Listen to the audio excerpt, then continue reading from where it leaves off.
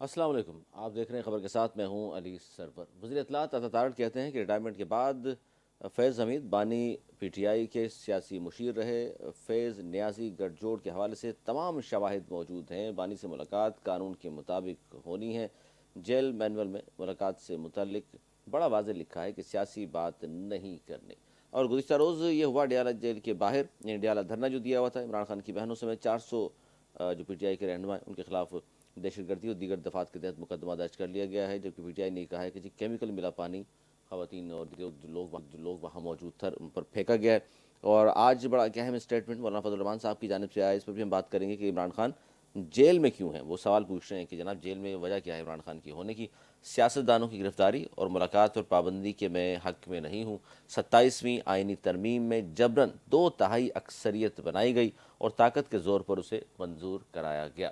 مولانا صاحب کو بڑا یہ اہم اسٹیٹمنٹ ہے، اس پر ہم بات کریں گے۔ ہمارے ساتھ موجود ہیں سابق گورنر بھی رہے پنجاب کے، معروف وکیل نے پاکستان کے، لطیف کھوسہ صاحب پی ٹی آئی کے سینئر رہنما ہیں، ممبر ہیں نیشنل اسمبلی۔ بہت شکریہ۔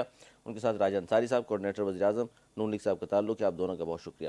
سب سے پہلے لطیف کھوسہ صاحب، کیا کہیں گے گزشتہ روز جو اڈیالہ کے باہر ہوا اور 400 رہنماؤں کے خلاف جو دہشت گردی کا مقدمہ درج ہوا ہے، اور ساتھ ساتھ حکومت یہ کہہ رہی ہے کہ جناب خان صاحب سے ملاقات تو ہو سکتی ہے لیکن قانون کے مطابق ہوگی، یہ شور شرابہ نہ ہو، مینول میں لکھا ہے جیل مینول میں کہ ملاقات ہوگی لیکن سیاسی بات نہیں کرنی۔ اب ظاہر خان صاحب سیاسی لیڈر ہیں اور سیاسی بات نہیں ہوگی تو پھر کیا ہوگا وہاں پر، یہ آپ لوگوں کا موقف بھی ہے، لیکن اگر حکومت یہی چاہتی ہے کہ سیاسی بات نہ ہو تو پھر تو صرف وکلا جائیں اور بات کر کے آ جائیں، ایسا ہی ہے؟ دیکھیں، مذاق کرنے والی بات ہے یہ۔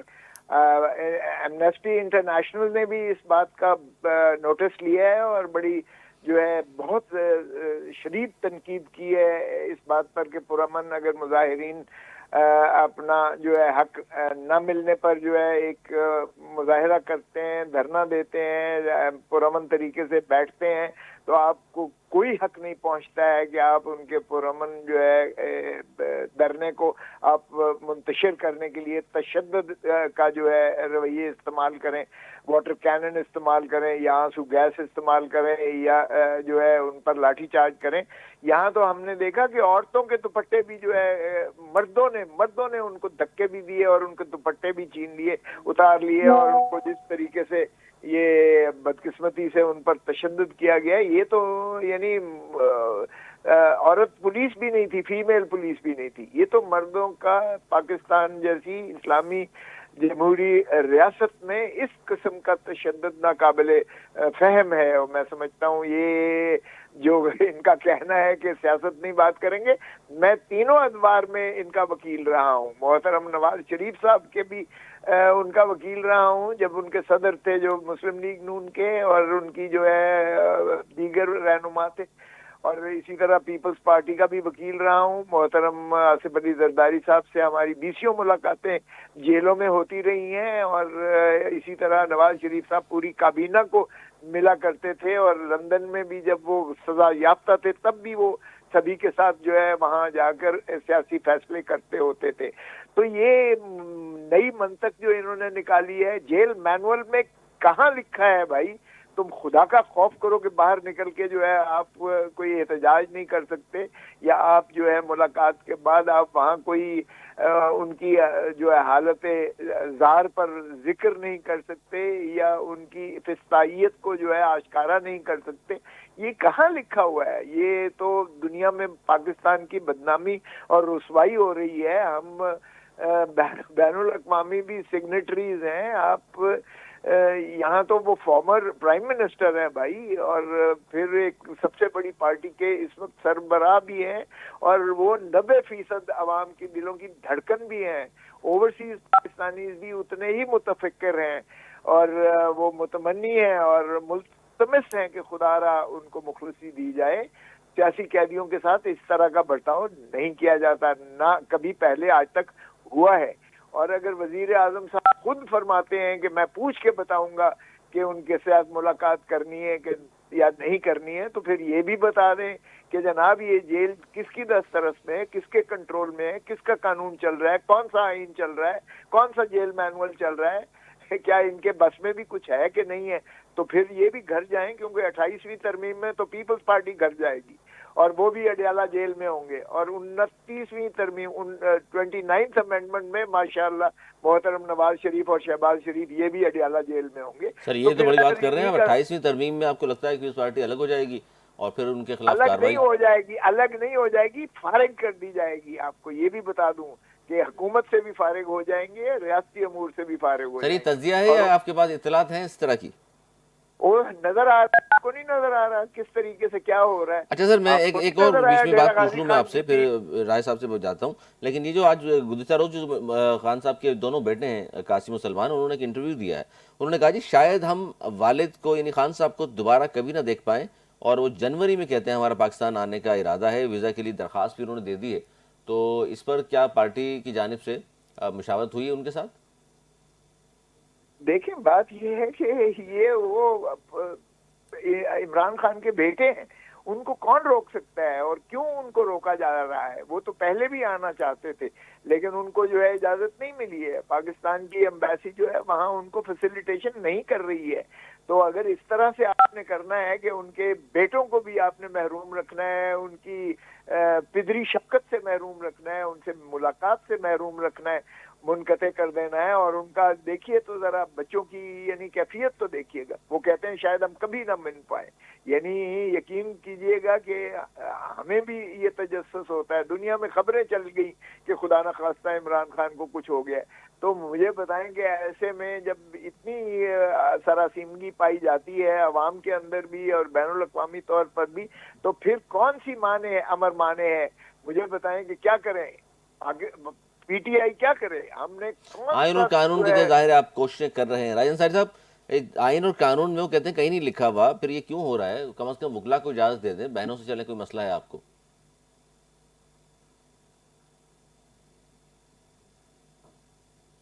جی آپ کی آواز کٹ گئی تھی، کیا کہہ رہے ہیں؟ راج صاحب سن لیا آپ نے. لطیف کوسہ صاحب ظاہر ہے پاکستان کا بڑا معروف نام ہے اور کریڈیبلٹی ہے ان کی. وہ کہہ رہے ہیں کہ کہیں آئین میں اس طرح کی بات نہیں لکھی ہوئی، سیاسی بات نہیں ہو سکتی. اور میاں صاحب جب جیل میں تھے تو پوری نہیں، آپ کابینہ کی آواز بیچ میں ڈسٹرب ہو رہی ہے جی. میاں صاحب جب جیل میں تھے تو پوری کابینہ جاتی تھی اور ان سے ملاقات کرتی تھی. ظاہر سیاسی باتیں ہوتی، صرف خیریت تو نہیں پوچھی جاتی. دیکھیں ایشو یہ ہے کہ نواز شریف صاحب بھی جو ہیں وہ سابق وزیر اعظم تھے. مجھے بتائیں نا ذرا وہ کون شخص تھا جو امریکہ میں جا کر داڑھی کے اشارے کر کے یہ کہتا تھا کہ مجھے ذرا پاکستان پہنچنے دینا تو میں آپ کا اے سی اتارتا ہوں، ٹی وی ذرا نکالتا ہوں. اس وقت انسانی حقوق کہاں تھے؟ اس وقت یہ تمام علمبردار کہاں چھپ گئے تھے؟ مجھے بتائیں تاریخ کا وہ کون سا ظلم ہے، وہ جبر ہے تاریخ کا، جو نواز شریف پر، اس کی بیٹی پر، اس کے بھائی پر، اس کے ورکرز پہ نہیں ہوا؟ تو وہی دہرا رہے ہیں تو سر آپ آپ بھی. تو میں سمجھتا ہوں اس وقت مکافات عمل سے گزر رہے ہیں. اچھا دہرانے کو آپ کہہ رہے ہیں جی مکافات عمل ہے یہ؟ جی دیکھیں نا، ایک تو نمبر ون مکافات عمل ہے کہ آپ نے جب آپ ظلم کے پہاڑ ڈھا رہے تھے، آج آپ کو خواتین کی عزت کا خیال آ رہا ہے. مریم نواز خاتون نہیں تھی کیا؟ فریال ٹالپور صاحبہ خاتون نہیں تھی؟ عید والے دن گرفتار کر رہے تھے، کسی کو بھائی کے سامنے، کسی کو باپ کے سامنے ہتھکڑیاں پہنا رہے تھے. اس وقت آپ کے یہ پورے جو ہے وہ انسانی حقوق اور یہ اخلاقیات کہاں چلے گئے تھے؟ ابھی بھی خان صاحب کی ملاقات سر پہ وہ کوئی تو پابندی نہیں ہے. راجن پابندی صاحب ہے وہ اگر ایک برے لوگ تھے، نااہل وہ اگر اور آئین اور سزائی قانون پہ یافتہ عمل نہیں شخص کر کے رہے تھے تو سیاست آپ تو کرنے پر، کیجئے. اور وہ پابندی آپ لوگوں نے اپنے پسندیدہ ججوں سے خود لگوائی. پی ایل ڈیز میں آج بھی موجود ہے، لطیف موسیٰ صاحب وکیل ہیں، انہیں معلوم ہوگا کہ ثاقب نثار نے یہ فیصلہ دیا تھا کہ جو بھی شخص سزائی یافتہ ہے، نااہل ہے، وہ سیاست نہیں کر سکتا. آپ جیل سے باہر آ کے سیاسی گفتگو کرتے ہیں، ان کے پیغام رسانی کرتے ہیں، ریاست تو یہ برداشت نہیں کرے گی. وہ کون سا دوسرا کسی قیدی کو اجازت دیں گے کہ وہ اس طرح کی حرکت کرے؟ میاں صاحب بھی تو تو تاحیات جب نااہل دوسرے تھے سر. قیدی کو نہیں ہے تو پھر ان کو ہم وی آئی پی ٹریٹمنٹ کیسے دیں؟ انہوں نے تو پوری زندگی اپنی اس ایک نقطے پہ لگائی کہ امیر کے لیے بھی وہی قانون ہونا چاہیے جو غریب کے لیے. تو جو عام قیدی کے ساتھ جو رولز ہیں جیل مینول کے مطابق، جو برتاؤ عام قیدی سے ہو رہا ہے وہ ان کے ساتھ بھی ہو رہا ہے. سر عام قیدی نہیں ہے نا، سابق وزیر اعظم ہے. تو میں وہی عرض کروں، پھر سابق وزیر اعظم کی جب آپ بات کریں گے تو پھر محترم نواز شریف صاحب بھی سابق وزیر اعظم تھے. مجھے بتائیں نا، ابھی دوبارہ سوال کر رہا ہوں، کون سا وہ ظلم ہے جو آپ نے ان پر نہیں کیا؟ آپ نے 3 مرتبہ کے وزیر اعظم کو یہ کہہ کر اپنی بیمار بیگم جو بستر مرگ پہ ان سے فون پہ بات نہیں کرنے دی گئی کہ آپ کا ہفتے کا کوٹا ختم ہو گیا ہے. اس وقت انسانیت کہاں گئی تھی؟ اس وقت یہ ایمنسٹی انٹرنیشنل کے جو مثالیں ہیں اس وقت کیوں نہیں دی جا رہی تھی؟ تو لہٰذا صبر کریں، سیاست کا یہ حصہ ہوتا ہے. ہم تو نہیں روئے تھے. نواز شریف کے سیل میں مشرف دور میں سانپ چھوڑ دیے جاتے تھے، ٹھٹھرتی سردی میں اس کو باہر کھڑا کر دیا جاتا تھا، ہیلی کاپٹر کے اندر ہتکڑی باندھی جاتی تھی. میرے بھائی ہم تو نہیں روئے تھے، ہم نے حالات کا مقابلہ کیا تھا. مرد سر بنے، حالات کا حالات مقابلہ کا کس مقابلہ طرح کیا میاں صاحب؟ تو پھر ڈیل کر کے باہر چلے گئے. نہیں، میں آپ کو ایک عرض کروں، قیدی اس پوزیشن میں نہیں ہوتا کہ وہ اپنے جیلر سے یا اس کو قید کرنے والے سے ڈیل کرے. یہ میں آپ کو بتا دوں، میاں نواز شریف صاحب جس وقت انہیں جلا وطن کیا گیا، جس وقت سعودی عرب جا رہے تھے، سر ان کے جلا پاؤں وطن کہہ رہے زمین ہیں اس پر کو آپ چل سر، نہیں رہے تھے، یہ دیکھیں ان یہ کو تو پکڑ جاتی کے ہے کہ بھیجا جلا وطن گیا. کہہ رہے ہیں، ڈیل کر کے ایک آدمی 10 سال کی جا جی رہا ہے اس کو کہہ رہے ہیں جلا وطن کر دیا. دیکھیں میں تو اس وقت اٹارنی جنرل بھی تھا جب یہ ساری چیزیں میرے سامنے آئیں، اور محترم نواز شریف صاحب اپنے سارے میں آپ کو خانوادے سن کے نہیں پا ساتھ رہا پراپر. ہاتھ دستخط کر کے انگوٹھے لگا کر یہ 10 سال کے لیے اپنے سارا ساز و سامان کے ساتھ سرور محل میں اپنی مرضی سے گئے تھے، معاف کیجئے گا، اور 10 سال کا یہ انڈیا کر کے گئے تھے. اور جو محترم اسحاق ڈار صاحب ڈپٹی پرائم منسٹر سمدھی صاحب کا جو بیان جوڈیشل کنفیشن ہے، ذرا اس کو بھی پڑھ لیجئے گا، آپ کو پتہ چلے گا کہ کس طریقے سے جو ہے یہ منی لانڈرنگ ہو رہی تھی، کس طریقے سے آف شور کمپنیز سے 6 کھولی گئی، نیلسن پیسکول وغیرہ، اور کس طریقے سے جو ہے حدیبیہ پیپر مل کس پیسے سے بنی، کس طرح سے قاضی فیملی جو لندن کی ہے اس کے اکاؤنٹس میں پیسے بھیجے گئے، کس طرح سے لیئرنگ کر کے اس کو جو ہے بلیک منی کو وائٹ کر کے یہ پارک لین ویو کے دنیا کے مہنگے ترین فلیٹس خریدے گئے، کس طرح سے 1 ہائیڈ پارک جو ہے وہ حسن نواز کے نام خریدا گیا جو 50 ارب روپے کا جو ہے بعد میں ملک ریاض نے بیچا. 10 والیومز جو ہے وہ جے آئی ٹی نے لا کے دیے تھے. معاف کیجئے گا یہ عمران خان نے کیس نہیں بنائے تھے، یہ بنانے والوں نے بنائے تھے، اور پلین ہائی جیکنگ میں 25 سال جو سزا کروائی تھی یہ اس وقت کے اسٹیبلشمنٹ نے کروائی تھی، جن کو ماشاءاللہ محترم نواز شریف صاحب نے نام لے لے کر فوجیوں کو، فوجی آمروں کو اور فوجی ڈکٹیٹرز کو گالیاں دی تھی. میں موجود تھا گجرانوالے میں جب انہوں نے لندن سے بیٹھ کر کی تھی، اور سزا یافتہ تھے. اس وقت تو جیل مینول کی اطلاق نہیں ہوتا، اب عمران خان پر جیل مینول کا اطلاق ہوتا ہے کہ یہ جو ہے سیاست نہیں کر سکتے.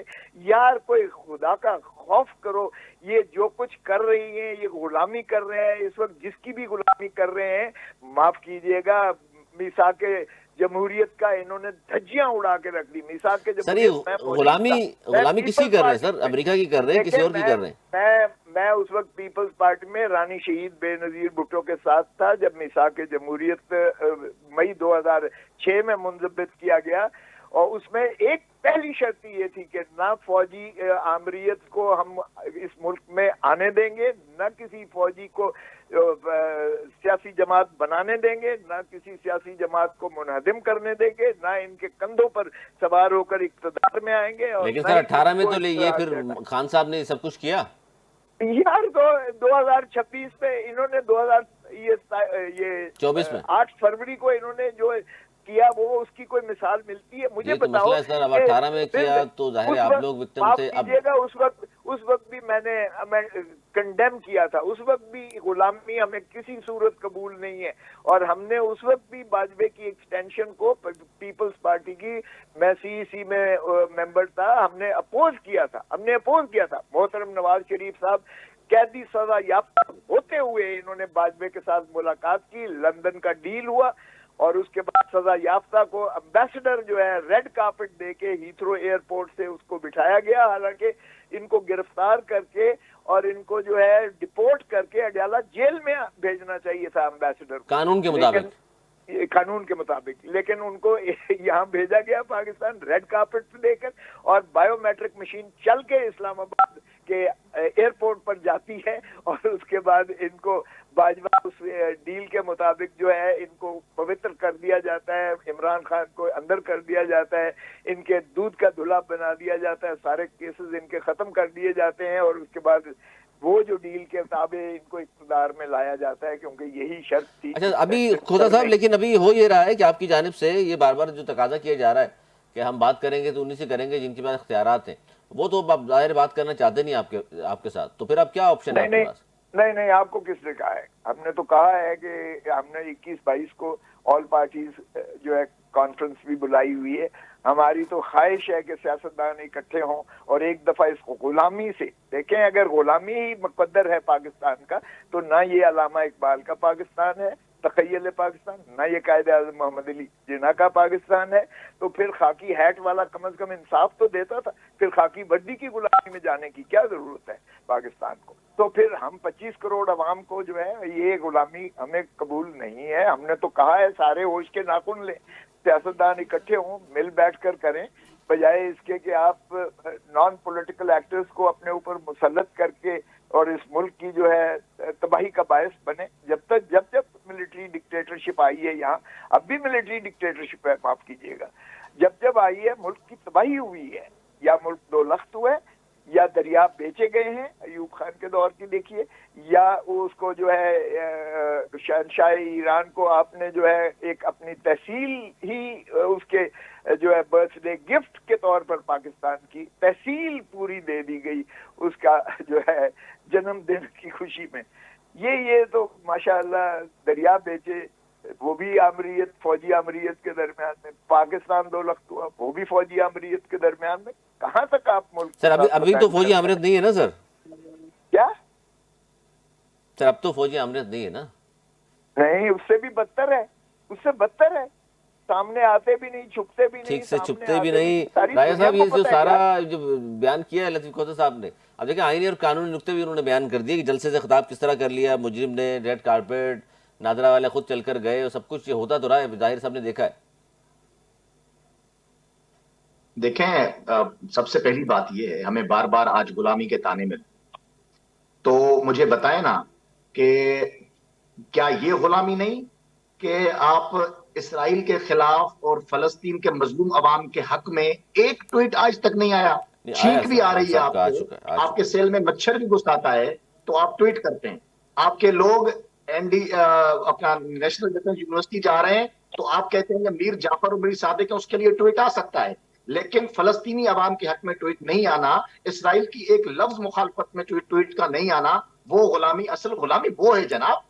مجھے بتائیں آج تک وہ پاکستان کی کون سی سیاسی جماعت ہے جس نے اپنے جلسوں کے اندر امریکی جھنڈے لے کے آئے ہوں؟ پہلے کہا کہ ہمیں امریکہ نے سازش کر کے ہماری حکومت ختم کی، پھر کہا کہ ٹرمپ الیکشن جیتے گا تو ساری امیدیں امریکہ سے وابستہ کی، تو غلام ذہنیت کون ہے وہ پتا ہے۔ لیکن دیکھیں آج بنیادی جو چیز ہے نا وہ یہ ہے کہ ہماری پاک افواج نے بھارت کو بڑی زبردست شکست دی ہے۔ اس وقت بھارت کی پوری توجہ اس بات پر ہے کہ ہماری پاک افواج کو ٹارگٹ کروایا جائے۔ بے شک سر، بات صحیح ہے راجہ صاحب، فوج اپنا کام کر رہی ہے، بہترین کر رہی ہے، سرحدوں کی حفاظت کر رہی ہے، حکومت اپنے کام بھی تو گنوائے کہ حکومت کیا کر رہی ہے۔ اب انہوں نے اپنے پراکسیز کے ذریعے پاکستان میں نہ صرف ایک طرف انتشار پھیلانا، دھرنوں کی سیاست کو فروغ دینا، اور پھر اسی جماعت سے ہماری پاکستان کی جو افواج ہے اس کو ٹارگٹ کروا رہے ہیں پوری دنیا کے اندر۔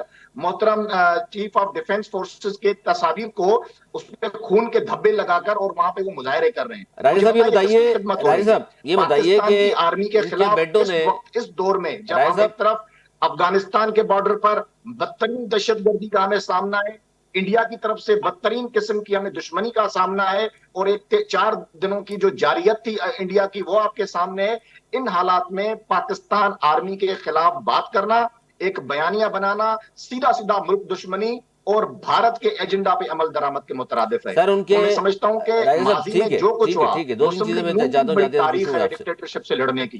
راجہ صاحب یہ بتائیے کہ ایسا نہیں ہے کہ صرف کوئی اور لوگ بھی لڑے ہیں، مسلم لیگ نے بڑا مقابلہ کیا ہے، جلاوطنیاں ہیں، جیلیں ہیں، صعوبتیں ہیں، ہر چیز ہے، لیکن اس وقت پاکستان کی آرمی کے ساتھ، پاکستان کی افواج کے ساتھ ہمیں کھڑا ہونا پڑے گا۔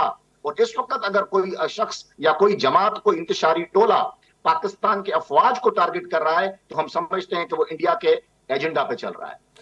سر یہ بتائیے ان کے بیٹے آنا چاہتے ہیں، جنوری میں ان کا ارادہ ہے، درخواست انہوں نے دے دی ہے، تو حکومت کیا فیسلیٹیٹ کرے گی انہیں؟ جی مجھے بتائیں ان کے بیٹوں کی شہریت کیا ہے؟ وہ سر پاکستانی ہیں؟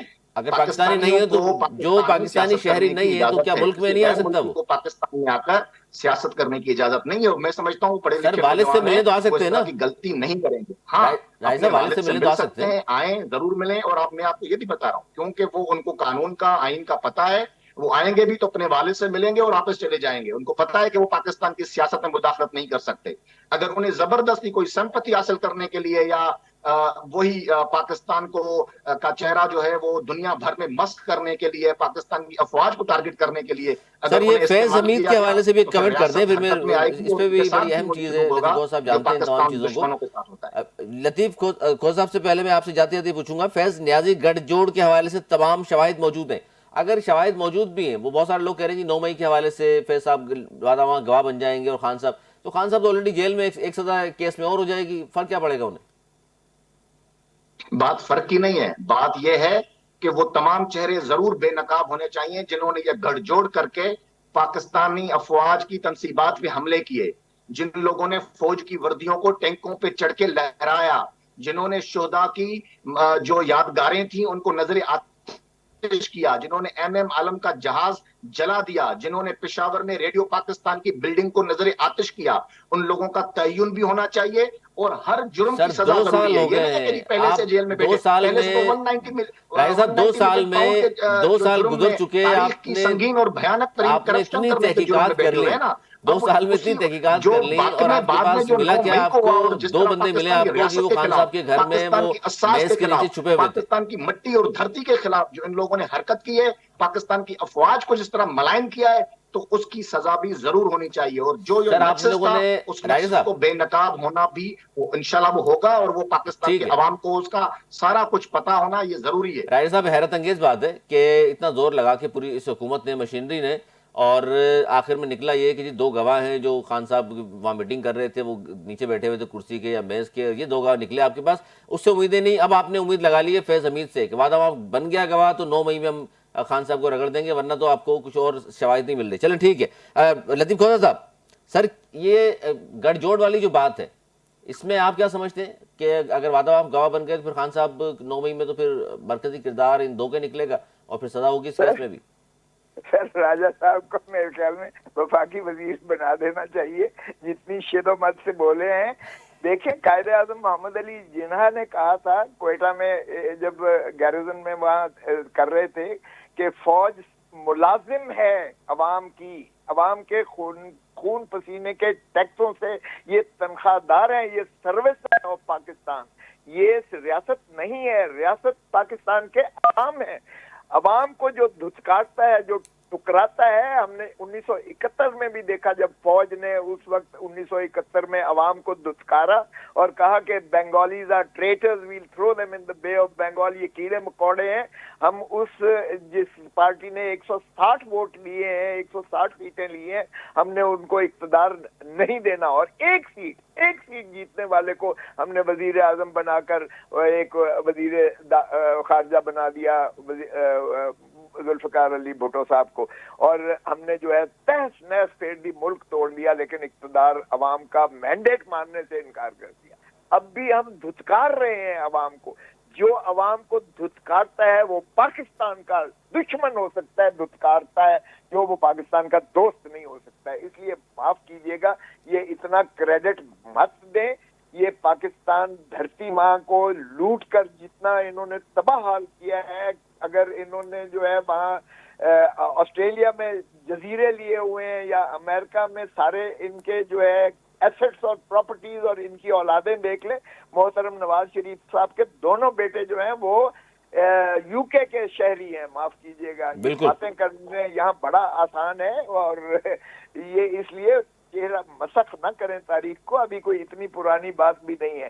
تو جو خادم ہیں، عوام کے خادم ہیں، وہ عوام پر حکمرانی نہیں کر سکتے، اور اسی لیے عوام کے مینڈیٹ کو 180 سیٹیں جیتنے والا جو آج وزیر اعظم ہے، ڈی فیکٹو وزیر اعظم ہے، وہ جیل میں، اڈیالہ جیل میں لینگویج کر رہا ہے، رول رہا ہے، سڑ رہا ہے، اور جس نے 17 سیٹیں جیتی ہیں وہ وزیر اعظم بنا دیا گیا ہے۔ تاریخ اس چیز کا بھی حساب لے گی، اور یقیناً تاریخ بڑی ظالم ہے، وہ کسی کو معاف نہیں کرتی، کسی کو بخشتی نہیں ہے۔ یہ بھی آئے گا، فیلڈ مارشل صاحب اس کا بھی جواب دیں گے کہ کیسے فسطائیت کو انتہا کی گئی ہے۔ یہ انڈین ایجنڈے کی بات نہیں ہے، ہمیں کسی سے حب الوطنی کا سرٹیفکیٹ نہیں چاہیے۔ جب سے پاکستان بنا ہے، یا اسلام خطرے میں ہے، یا پاکستان خطرے میں ہے، یا فلانا غدار ہے، ہم نے غداری کا فتویٰ دے کر لیاقت علی جناح کو مارا سیکیورٹی رسک کر کے، ہم نے فاطمہ جناح کو سیکیورٹی رسک کر کے، سر اب تو ہم نے بھٹو کو جو ہے قتل کیا سیکیورٹی رسک کر کے، ہم نے رانی شہید اب بے تو نظیر بھٹو رانا کو ثناء اللہ صاحب فرما رہے ہیں، نہیں سنیں پھر اتنی رانا صاحب کی باتیں سنیے تو پھر سن لیں ذرا۔ ایک 93,000 فوجی سرنڈر کیا ہے پاکستان، تو کیا دنیا کی تاریخ میں اتنی بھیانک سرنڈر فوجی نہیں ہو سکتی ہے جو ہمارے ماشاءاللہ عسکری جالے فوجیوں نے کیا ہے، اور پھر کہتے ہیں شہداء کا جو ہے چرچے کریں۔ بھائی ان کو جو ہے سارا پاکستان لوٹ کے کھا گئے ہیں، اور ان کو جو ہے اس لیے ان کی ڈیوٹی ہے، یہ ہمارے بھائی ہیں، بیٹے ہیں، ہمیں تکلیف ہوتی ہے، دکھ ہوتا ہے، ہمارے خون جو ہے اس کے آنسو روتا ہے، لیکن کیا یہ اپنی سرحدوں کی حفاظت کر رہے ہیں؟ کیا کما حقہ یہ جو ہے سیاست سے کنارہ کش ہو کر آئین کی پاسداری اور عملداری کر رہے ہیں؟ کیا یہ سیاست سے جو ہے باہر ہو کر یہ عوام کی حفاظت کر رہے ہیں؟ تو اگر آپ نے سیاست کرنی ہے تو پھر کھل کر سیاست آئے نا کریں، پھر یہ نہ کہیں کہ کسی کو انڈین ایجنٹ قرار دے دیں، کسی کو یہودی ایجنٹ قرار دے دیں۔ میں دیکھتا ہوں کہ خدا کا خوف کریں، یہ بار بار جو ہے ڈونلڈ ٹرمپ کو کہتے ہیں کہ نوبیل پیس پرائز دیں۔ یہ اسرائیل کے پیچھے کون ہے؟ اسرائیل کے پیچھے امریکہ ہے۔ جتنے یہودی انہوں نے لابیز نے مارے ہیں، جتنے فلسطینیوں کو مارا ہے، جتنے حماس کے لوگوں کو مارا ہے، اب کیا معاہدہ کیا ہے؟ معاہدہ یہ ہوا ہے کہ حماس کو یہ ڈی ویپنائز کریں، ان کو جو ہے غیر مسلح کریں اور ان سے چھینیں۔ ایک لفظ اس 20 نکات میں نہیں ہے کہ نیتن یاہو کو مذمت کی گئی ہو، یا نیتن یاہو کو جو اس نے کھنڈرات بنا کے رکھ دیے ہیں سارے، اس کا ری بلڈنگ میں ظلم و بربری کی وہاں تو انتہا کی گئی ہے۔ جائے۔ تو یہ پاکستان کی حکومت، یہ شہباز شریف کیا کر رہا ہے؟ یہ بار بار اس کو، اور وہ کہتا ہے جی the great leader, the great warrior, the great field marshal. او بھائی تم امریکہ کے کندھوں پر ہمیشہ سوار ہو کر، ایوب خان بھی امریکہ کے کندھوں پر آیا، وہ اگر گریٹ لیڈر کہہ رہا ہے تو جیلسی کیوں آپ لوگوں کو؟ ضیاء الحق بھی امریکہ کے کندھوں پر، یہ جو ہے کیا نام ہے مشرف بھی امریکہ کے کندھوں پر، اب موجودہ آرمی چیف بھی امریکہ کے کندھوں پر۔ اس طرح سے آپ جو ہے حب الوطنی سر کا یہ جذبے کس سے طرح کے سرشار الزامات ہو لگا کر رہے ہیں سر آپ؟ قوم کی خدمت نہیں کر سکتے، ملک کی خدمت کریں۔ دھرتی ماں کو لوٹ کر آپ نے جو ہے ہڈیوں کا ڈھانچہ بنا دیا، گدھوں کی طرح اسے بھی نوچ رہے ہیں۔ خدا کا خوف کریں، دھرتی ماں سے پیار کرنا تو کم از کم سیکھیں۔ یہ بڑے خطرناک اسٹیٹمنٹس ہیں آپ کے، راجہ صاحب سن رہے ہیں آپ؟